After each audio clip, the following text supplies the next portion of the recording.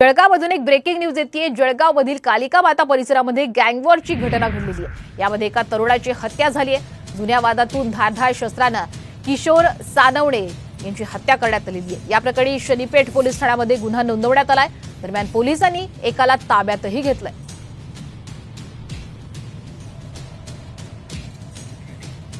साम टीव्हीवर आपण याच घटनेची एक्सक्लुझिव्ह दृश्य पाहत आहात। जळगाव शहरामध्ये कशा पद्धतीने गँगवॉर सुरू आहे आणि भर दिवसा तरुणाची ही हत्या करण्यात आलेली आहे आणि याचीच एक्सक्लुझिव्ह दृश्य साम टीव्हीवर।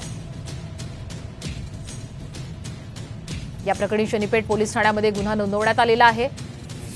जुन्या वादातून धारदार शस्त्राने किशोर सानवणे यांची हत्या करण्यात आलेली आहे। त्यामुळे पुन्हा एकदा जळगावमध्ये गँगवॉरची घटना पाहायला मिळते।